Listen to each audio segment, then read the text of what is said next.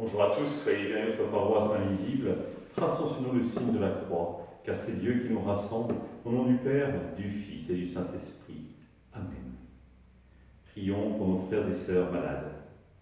Pour plus particulièrement prier pour Milan, un petit bébé qui vient de naître, qui a des problèmes de santé.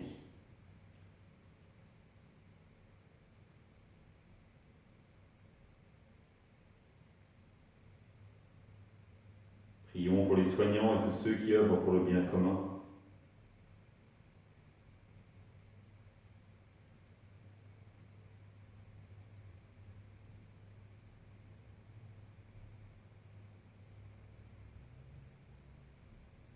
Prions pour tous ceux qui sont en angoisse, la solitude, que l'Esprit Saint vienne les visiter.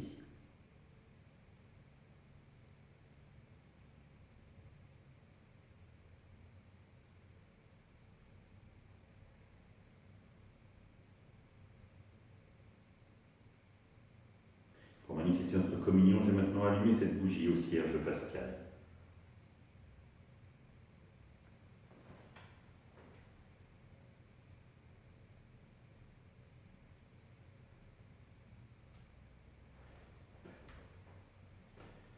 Dans l'évangile de Luc, en ce temps-là, quelques Sadducéens, ceux qui soutiennent qu'il n'y a pas de résurrection, s'approchèrent de Jésus et l'interrogèrent. Maître, Moïse nous a prescrit, si un homme a un frère qui meurt en laissant une épouse mais pas d'enfant, il doit épouser la veuve pour susciter une descendance à son frère. Or, il y avait 7 frères. Le premier se maria et mourut sans enfant. De même, le deuxième, puis le troisième épousèrent la veuve, et ainsi tous les 7.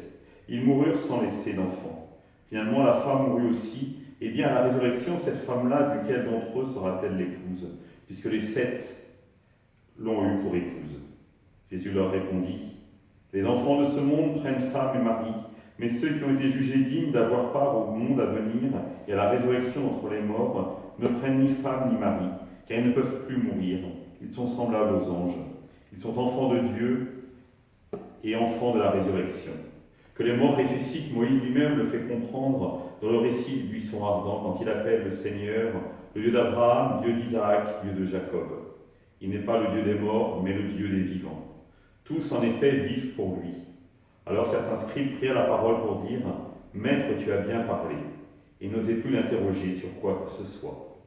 Acclamons la parole de Dieu, louange à toi, Seigneur Jésus.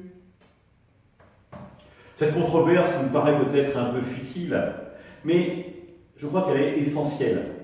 Pourquoi ? Tout simplement, c'est qu'elle s'inscrit finalement dans une discussion entre rabbis sur le sens de la parole de Dieu. Comment comprendre la Bible ? Et tant de possibles sont ouverts. Et c'est la discussion finalement qui permet d'avancer dans la compréhension de la parole de Dieu. Et ce qui est remarquable, c'est que Jésus ne s'offusque absolument pas de la question.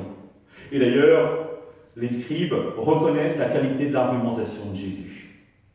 Ils sont entre égaux, ils discutent pour comprendre le sens profond de l'Écriture.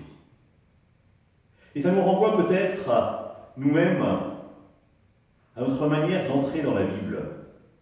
Souvent, j'entends dire « l'Ancien Testament, c'est beaucoup trop compliqué ». Peut-être qu'il est temps de discuter avec d'autres, d'ouvrir des possibles, et ne pas attendre systématiquement que la vérité vienne d'un livre, d'une homélie. Oui, il s'agit de fréquenter la parole de Dieu pour ouvrir notre cœur en communion, en communauté, à cette parole. Et l'expérience de l'autre, la manière dont il va comprendre, va aider, m'enrichir à comprendre la parole de Dieu, et donc la mettre en action dans ma vie. Parce que ce qui est intéressant, c'est que Jésus, non seulement explique la parole de Dieu, mais après interpelle les auditeurs sur leur croyance à la résurrection et comment elle devient consolider leur foi, donner sens aux événements qu'ils vivent et aux épreuves qu'ils peuvent traverser. Oui, la parole doit être une compagne de chaque jour. Rappelez-vous ce que disait le prophète. Elle est proche de toi, la parole. Elle est près de ton cœur. Alors n'hésitons pas à la lire, à la relire, à la partager, à la commenter, parce que c'est en communauté qu'elle prendra tout son sens et nous aidera à avancer dans notre vie. Ensemble, nous prions. Notre Père, qui es aux cieux, que ton nom soit sanctifié, que ton règne vienne, que ta volonté soit faite sur la terre comme au ciel. Donne-nous aujourd'hui notre pain de ce jour.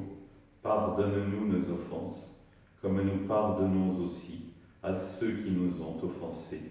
Et ne nous laisse pas entrer en tentation, mais délivre-nous du mal. Amen. Que le Seigneur nous bénisse, qui nous accompagne pour la journée, nous garde dans la paix, au nom du Père, du Fils et du Saint-Esprit. Amen. Je vous rappelle ce soir la veillée de louange, demain la messe à 11h. Bonne journée à tous et à toutes. À demain.